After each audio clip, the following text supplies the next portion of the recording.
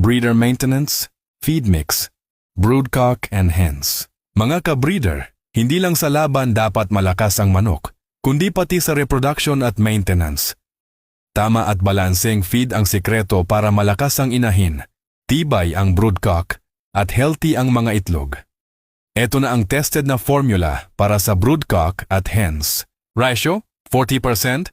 Corn grit, cracked corn, pangunahing energy source, 25% green peas. Munggo, mataas sa protina, pampalakas ng reproductive health. D15% wheat and oats, sorghum, steady energy at fiber para sa digestion. 10% pellets, breeder developer, dagdag vitamins, minerals at fertility support. 5%. Sunflower seeds, healthy fats at magandang balahibo. 5%. Soybean meal, fish meal, dagdag protina para sa fertility at tibay ng itlog.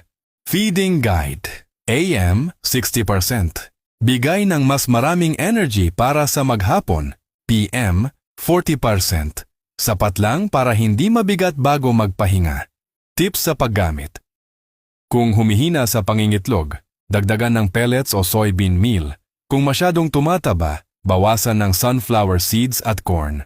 Always may grit, calcium source, durog na oyster shell, at malinis na tubig. Obserbahan ang kanilang timbang at kondisyon.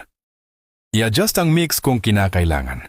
Ang consistent na feeding at tamang mix ay susi para sa healthy eggs, malakas na chicks, at matagumpay na breeding program. Huwag kalimutan ang grit at supplements para sa fertility at balahibo.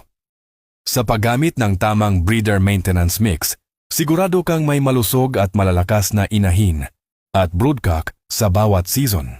Kung gusto mong lumakas ang production ng mga inahin mo at manatiling prime condition ang broodcock mo, sundin mo lang itong breeder maintenance mix na ito. Comment down below kung ano pa gusto mong tips para sa breeding. Gusto naming marinig ang experience at tanong mo. Like, follow, share, breeding secrets tips na dito mo lang maririnig. Next topic natin, supplements. 4 days before final exam, peaking stage. Important announcement. Mga boss at solid kong followers, nais ko pong ipaalam na pansamantala akong nawalan ng access sa page na ito. Dahil dito, maaring may mga mensahe o activity na hindi galing sa akin. Kaya mag-ingat po tayo. Habang inaayos ko ang account, maaari ninyo akong i-follow at i-message sa aking bagong Facebook account na ito para tuloy-tuloy ang ating pagkakaugnayan. Kung may mahalagang concern, message lang po kayo dito. Maraming salamat mga boss sa inyong suporta at pag-unawa.